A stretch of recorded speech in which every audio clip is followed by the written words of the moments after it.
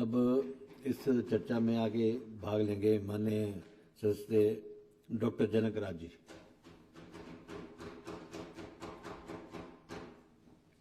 धन्यवाद उपाध्यक्ष महोदय।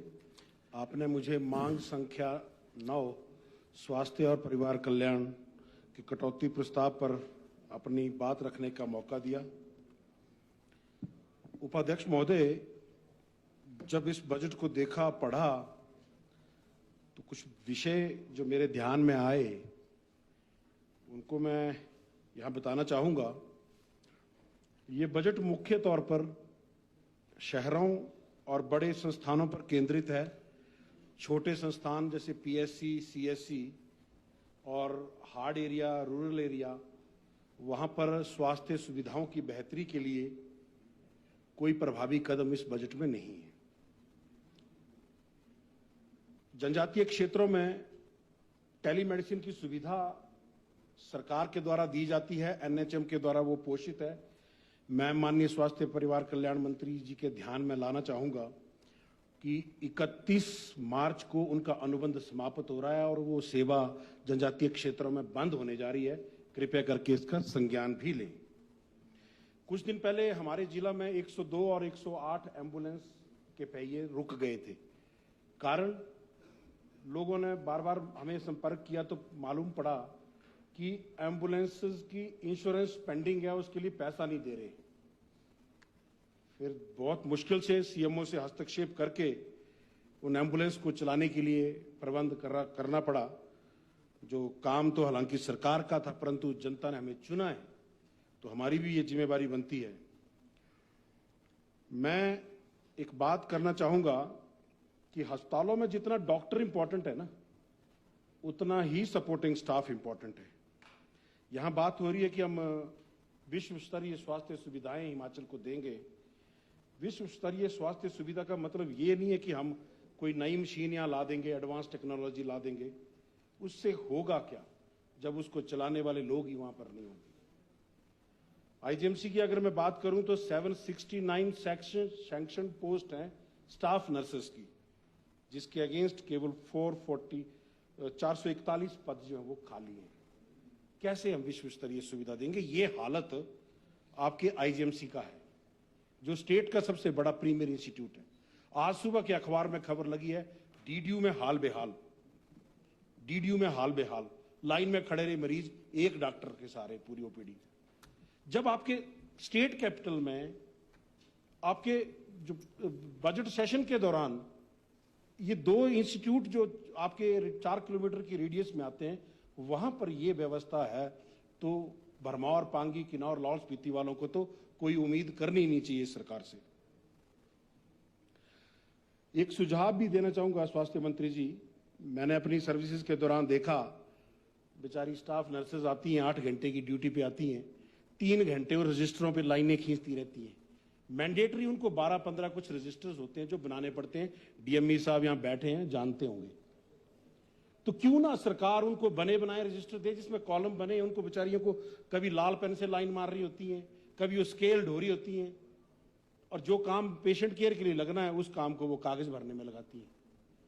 तो ये तो व्यवस्था परिवर्तन इतना तो सरकार कर ही सकती है, बाकी तो क्या उम्मीद करें, परंतु इतना तो आपको मुझे लगता है करना चाहिए। दवाओं की उपलब्धता और उनकी गुणवत्ता सुनिश्चित करवाना ये सरकार का काम है, परंतु इसके लिए गाली कौन खा रहा है? जो डिलीवर कर रहा है वहां पे, वो डॉक्टर। कि देखो डॉक्टर ने घटिया दवाई लिख दी, डॉक्टर ने महंगी दवाई लिख दी। तो डॉक्टर थोड़ी रेट डिसाइड करता है, रेट डिसाइड करती है सरकार। तो सरकार को इस विषय पर भी मैं एक सुझाव देना चाहूंगा कि हम क्यों टेंडर खेलते हैं। 6 महीने हम टेंडर फाइनलाइज करने में लगाते हैं, फिर उसको सप्लाई ऑर्डर में आने में टाइम लगता है, हमारा बजट ईयर खत्म हो जाता है और दवाई की सप्लाई आती नहीं है। ये प्रैक्टिकल सिचुएशन है, और मैं इस सरकार की बात नहीं कर रहा हूं, ये व्यवस्था की गलती है। तो इसके लिए सुझाव है, भारत सरकार के द्वारा भारतीय जन औषधि परियोजना और जो सेंट्रल गवर्नमेंट के या स्टेट गवर्नमेंट के जो पीएसयूज है, Karnataka antibiotic limited, Orissa antibiotic limited, Rajasthan antibiotic limited, भारतीय जन औषधि परियोजना, आप क्यों नहीं उनके जो सेंट्रल गवर्नमेंट के रेट अप्रूव्ड हैं उनके रेट से डायरेक्ट परचेज कर लेते? क्वालिटी भी आपको इंश्योर रहेगी, भारत सरकार का भी, और सरकार का ही पैसा सरकार के पास रहेगा। फिर क्यों हम इन चीजों में पड़े रहते हैं? फिर इस बजट में एक बात मुझे नजर आई कि ये हेल्थ पर नहीं, यहां इलाज पर बात की गई है। अब आप सोचेंगे मैं क्या कह रहा हूं, क्योंकि हेल्थ का मतलब क्या है? WHO ये बोलती है, it is not merely the absence of disease. अगर आपको बीमारी नहीं है तो आप हेल्दी हैं, ऐसा नहीं है। It is complete physical, mental and social wellbeing.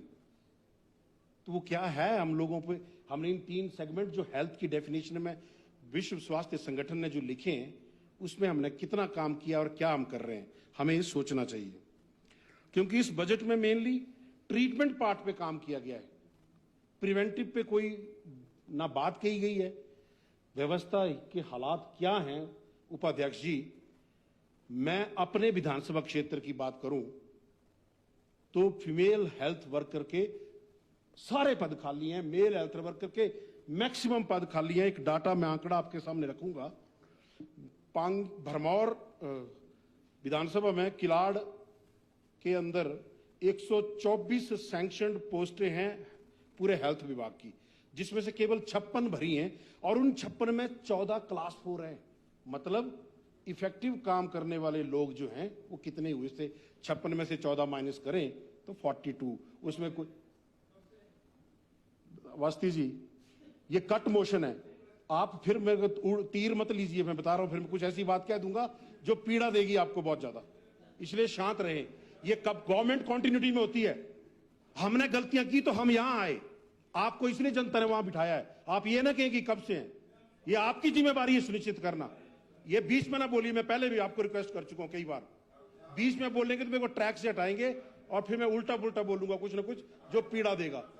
इसलिए कृपया करके मुझे मेरी बात कहने दें, क्योंकि ये मेरा विशेषाधिकार है, आपका नहीं। हाँ, पीड़ा बढ़ाने के लिए। और यही हालत भरमौर की है। भरमौर में 128 सैंक्शन पदों में से केवल 39 भरे हैं पूरे ब्लॉक में, उसमें से 16 क्लास 4 है। बाकी कोई क्लर्क है, कोई सुपरिटेंडेंट है, कोई कैशियर है, कोई क्या है। तो स्थितियां क्या हैं वो मैं बयान करता हूं। एक प्रसूता महिला जिसका बच्चा 1.5 महीने का है, उसको 1.5 महीने के बच्चे को इंजेक्शन लगाने जाना है। 8 किलोमीटर वो अपने बच्चे को पथरीले रास्तों पे, पहाड़ी रास्तों पे पीठ पे बांध के बारिश में, बर्फ में लेके जाती है सड़क के किनारे, क्योंकि एक आदमी है पूरे ब्लॉक में। बोला भाई यहां आ जाओ, सारे इकट्ठे हो जाओ, यही इंजेक्शन लगा देंगे तुम्हारे को। फिर ये घर द्वार स्वास्थ्य सेवाओं की बात करते हैं कि हम तो घर घर सेवा देंगे। हालात ये हैं, आप सोचिए। अब मेरी बहन, मेरी बेटी, मेरी मां और जो महिलाएं हैं, एक प्रसूता महिला उसकी पीड़ा को समझे। ये कोई राजनीति की बात नहीं है, मानवता की बात है। और पूरे दुनिया में अल्ट्रासाउंड अवेलेबल है। और कंजेनाइटल मालफॉर्मेशन अब उसके अल्ट्रासाउंड के बाद बहुत कम हो गई हैं, परंतु मेरा विधानसभा क्षेत्र, मैंने पिछली बार सवाल भी लगाया था, आज भी मेरे विधानसभा क्षेत्र में माननीय मंत्री जी लोग जन्मजात विकलांगताओं के साथ पैदा हो रहे हैं। कारण क्योंकि उनके अल्ट्रासाउंड नहीं हो रहे। एक बच्ची छोटी सी मुझे मिली, दोनों बाजुएं नहीं है, 5 साल की है, खेलती है, बड़ा खुश होती है। अभी उसको मालूम नहीं उसके जीवन में क्या कमी है। दोनों बाजुएं जन्म से ही नहीं है। ऐसे अनेकों बच्चे, हैंडीकैप्ड बच्चे पैदा हो जाते हैं परिवार में, क्योंकि हम वहां पर अल्ट्रासाउंड की सुविधा देने में असमर्थ है। मशीन खरीद ली गई है, मशीन खरीद ली गई है, परंतु बंदूक रखी है कर्नल साहब पर, चलाने वाला फौजी नहीं है। और यहां एक बात कही गई, मैं व्यवस्था का एक बात कहूंगा, और मैं इसमें कोई पार्टिकुलर किसी पार्टी के लिए नहीं कह रहा हूं, मैं यहां बैठे अधिकारियों को यह बात कह रहा हूं। सरकार के द्वारा गाइडलाइन तय की गई है कि एमआरआई की मशीन 10 सालों के बाद रिप्लेस होनी चाहिए। कंपनी भी बोलती है 10 साल बाद हमारी जिम्मेवारी नहीं है। यहां बार बार बयान किया जाता है कि 20 सालों से आई मशीन जो है वो बदली नहीं गई, हमने बदलने का प्रयास किया। बहुत अच्छी बात है, बदलनी चाहिए, ड्यूटी बनती है हमारी। पहला प्रयास 2016 में हुआ बदलने का, 17 में हुआ, 19 में हुआ, 20 में हुआ, 22 में हुआ, अनेकों बार टेंडर हुए, परंतु आपकी लाल फीताशाही ने, ये सिंगल बिड है, ये ऐसी बिड है, ये वैसी बिड है, ये करके हमेशा उसको ठंडे बस्ते में डाल दिया। तो क्या आपसे पहले किसी ने प्रयास नहीं किए प्रयास? इसके लिए भी सुझाव देना चाहूंगा। आप उठाइए ना, भारत सरकार के एम्स का, पीजीआई का, कोई प्रोमिनेंट इंस्टीट्यूट जो है, जो किसी भी स्टेट गवर्नमेंट और सेंट्रल गवर्नमेंट के द्वारा चलाए जाते हैं, उनके मार्केट सर्वे करिए, रेट कंपेयर करिए, आपको जो अच्छी चीज लगती है उसे ले लीजिए। सिंपल कि यहां करिए व्यवस्था परिवर्तन जिसकी जरूरत है। आपने प्रोक्योरमेंट सेल तो खोल दिया, डिफरेंट डिफरेंट रेट पे आप सीटी वो कहते हैं अल्ट्रासाउंड की, सॉरी इसकी एक्सरे की मशीनें ले रहे हैं, तो फायदा क्या हुआ उस चीज का? मार्केट सर्वे करो, रेट कहां सही है कहां गलत है। और हेल्थ के मामलों में मुझे लगता है कि रेड टेपिज्म को थोड़ा कटेल करना चाहिए, क्योंकि बिना मतलब के L1 लो, हेल्थ में L1 नहीं। हमें एक मॉडल सजेस्ट करना चाहूंगा, मैं प्रयास भी किया हमने अपने टाइम में जब मैं चिकित्सा अधिकारी था, परंतु वो कोविड आ गया, कोविड की वजह से सारी ताकत कोविड में चली गई और अब मैं उस काम को पूरा नहीं कर पाया। सुझाव देना चाहूंगा माननीय मंत्री जी, मानना नहीं मानना आपकी मर्जी है, एक बार अपने इन अधिकारियों को भेजें SGPGI लखनऊ, खासकर स्वास्थ्य अधिकारियों को। SGPGI लखनऊ इकलौता एक स्टेट गवर्नमेंट के द्वारा चलाया गया हॉस्पिटल है जो लोगों को वर्ल्ड क्लास फैसिलिटी देता है। इतना बेस्ट हॉस्पिटल है, आप अंदर जाएंगे आपको लगे मैं तो कॉर्पोरेट हॉस्पिटल में आ गया। और वहां पे एक सिस्टम है HRF, हॉस्पिटल रिवॉल्विंग फंड।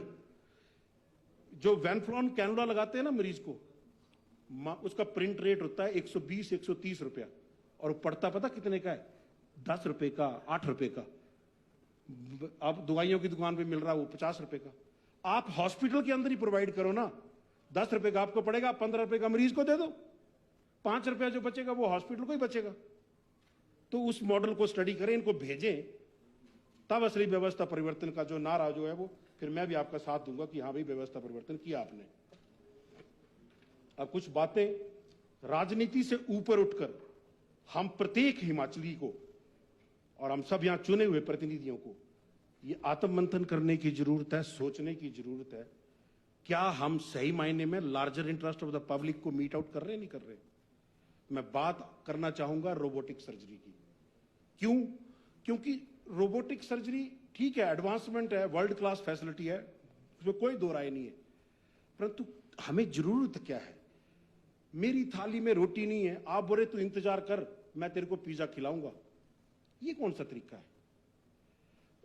छोटी छोटी चीजों पे काम करने की जरूरत है। और मैं बार बार चाहूंगा कि इसमें माननीय उपाध्यक्ष जी, मैं डिसअप्रूवल ऑफ पॉलिसी कट के तहत इस पर चर्चा भी चाहूंगा कि भाई ये क्यों खरीद रहे हैं हम? और खरीदिए, एक खरीदिए ना, वहां ट्रेनिंग कराइए लोगों को। 4-4, 5-5 लाख रुपए का जो सामान एक ऑपरेशन में लगना है वो कौन देगा? इतनी तो स्पष्टता मुझे दे दो। कौन खर्चा बेयर करेगा? यहां पे मेरे पास इस स्वास्थ्य संस्थानों में पता कौन लोग आते हैं? जो बेचारे गरीब हैं, ग्रामीण है। 85% से ज्यादा पॉपुलेशन हमारी जो है वो इन सरकारी अस्पतालों में आती है। वो क्या इसको अफोर्ड कर पाएंगे? 4 लाख रुपए का एक छोटा सा ऑपरेशन जो आप फ्री में कर रहे हैं हिमकेयर और आयुष्मान में? सोचिए जरा, सोचने की जरूरत है। ठीक है, वो कॉर्पोरेट हॉस्पिटल का कल्चर एक अलग चीज है, परंतु मैंने पहले भी कहा है, डेमोक्रेसी में हमने larger interest of the public देखना है, जिससे अधिक लोगों को फायदा हो। और मुझे लगता है ये बताने की जरूरत नहीं है कि डेमोक्रेसी में कहा क्या गया है, हम उससे भटक गए हैं, मुद्दे से भटक गए हैं। तो कृपया करके इस पर आप जरूर विचार करें। और 2-3 सुझाव दूंगा। और मैंने पहले भी कहा है कि हेल्थ के विषय पे मैं कभी राजनीतिक चश्मा लगा के बात नहीं करूंगा, क्योंकि इसमें भी अगर मैं राजनीतिक चश्मा पहन के बात करूंगा तो मेरा ध्येय जो है वो पवित्र नहीं रहेगा। इसलिए जिस ध्येय को लेकर मैं चला हूं, अब उस पवित्रता को मेंटेन रखते हुए मैंने पहले भी कहा है, हेल्थ के विषय पे जो फैक्ट है, जो सच्चाई है, वो पेश करूंगा। एक बात कहना चाहूंगा, आपने आदर्श स्वास्थ्य संस्थानों की बात करी है, उसमें आपने CT स्कैन, MRI लगाने की बात करी है। आपके वो हेल्थ जो इंस्टीट्यूट हैं, क्या वो रेडिएशन सेफ्टी को पूरा करते हैं? उसको तो चेक करवा लीजिए एक बार। कहीं रेडिएशन एक्सपोजर हो गया, एक तरफ हम बोलते कैंसर का इलाज करेंगे, दूसरी तरफ हम लोगों को रेडिएशन एक्सपोजर देके कैंसर बढ़ाने जा रहे हैं। छोटी छोटी चीजें, ज्यादा बड़ी मैं बात नहीं करूंगा, क्योंकि मुझे पता है कि सब जवाब तो बहुतों ने दिखाए हैं, कई तो बड़ी बड़ी बातें जाती हैं, पर छोटी छोटी चीजों से भी हम बहुत बड़ा अंतर। जब भगवान राम जी श्रीलंका जा रहे थे ना, तो गिलहरी ने एक जो दाना, एक रेत का कण उठाया था ना, वो भी एक योगदान है। तो मेरा उतना कर योगदान समझ लीजिए जो सुझाव मैं आपको दे रहा हूं। आपको हिमाचल के लोगों ने हिमाचल के हित के लिए चुना है, ना कि ये बताने के लिए कि भाजपा गलत थी और कांग्रेस ठीक है। यहां सदन में चर्चा इस बात की होती है, आप गलत थे, आपने क्या किया, अब उस टाइम ये कब से खाली है। इसलिए नहीं चुना हिमाचल के लोगों ने आपको। आपको हिमाचल के लोगों ने चुना है कि आप यहां बैठे और हिमाचल की समस्याओं का समाधान करें। यहां एक दूसरे पर छींटाकशी होती है, ये मेरे साले लगते हैं, ये मेरे ससुराल इनका मेरे गांव में, उनका ननिहाल मेरे गांव में। ये कौन सी बातें यहां पे हम कर रहे हैं? इन बातों करने के लिए हम यहां पे भेजा लोगों ने। हमें गंभीरता से बात करने की जरूरत है सब लोगों को। अस्पतालों में बेडशीट, कंबल, जो बाकी लिनन का सामान लगता है, उसके लिए भी मैं सुझाव देना चाहूंगा माननीय स्वास्थ्य मंत्री जी। वो सरकार ने को खोले होते ना खादी ग्रामोद्योग, वो बेचारे 2 अक्टूबर का इंतजार कर रहे होते कि 2 अक्टूबर आएगा फिर हम अपना सामान डिस्काउंट से बेचेंगे। अरे अस्पतालों के अंदर आप बेडशीट, कंबल उनसे लो ना, वो आपकी गवर्नमेंट की एजेंसी है, आपका पैसा बचेगा, आपको अननेसेसरी टेंडर वेंडर नहीं करने पड़ेंगे। क्यों ठेकेदारी प्रथा को अस्पतालों में घुसेड़ा हो आप लोगों ने? करिए ना, उनको डायरेक्ट ऑर्डर दीजिए, खरीदिए जितने कंबल चाहिए। खादी का भी प्रचार होगा, और वैसे भी जो जिस विचारधारा को सत्ताधारी दल समर्थन करता है, वो तो वैसे भी खादी के नाम पे बहुत बड़ी राजनीति हुई है। करिए ना खादी का प्रचार, किसने रोका है आपको? फिर आपने मेडिकल कॉलेज में कैंटीन है, क्यों नहीं आप एचपीटीडीसी को दे देते? पांचों मेडिकल कॉलेज की कैंटीन, लोगों को गुणवत्तापूर्वक खाना भी मिलेगा, आपको पैसा भी, रेवेन्यू भी जनरेट होगा, सरकार को ही लाभ होगा। परंतु नहीं, वहां मैंने अपना बंदा फिट करना है कि मैं अभी मंत्री हूं तो मेरा एक ठेकेदार फिट होना चाहिए, मेरा एक कार्यकर्ता फिट होना चाहिए। हम कार्यकर्ताओं पे ध्यान दें, अच्छी बात है, परंतु बात वही आ गई कि larger interest of the public को भी देखना है। हिमाचल को कैसे हमने आत्मनिर्भर बनाना है, उस पर भी हमने काम करना है। फिर रीनल ट्रांसप्लांट, आंकड़ा नहीं होगा माननीय स्वास्थ्य मंत्री जी हमारे पास कि रीनल ट्रांसप्लांट के लिए हिमाचल में कितने लोग इंतजार कर रहे हैं। बहुत बढ़िया फ्लैगशिप कार्यक्रम था, माननीय पूर्व मुख्यमंत्री स्वर्गीय राजा वीरभद्र सिंह ने उसके लिए 4 करोड़ रुपए का प्रबंध करके गए, नहीं कर पाए उस काम को पूरा।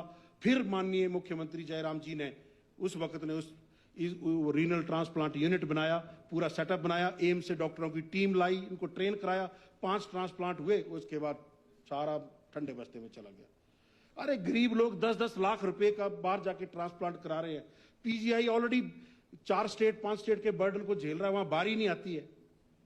मैं तो अपने मरीजों का काम करा लेता हूं जुगाड़ से, क्योंकि सारे डॉक्टर कोई साथ पढ़े हैं, कोई सीनियर है, कोई जूनियर है।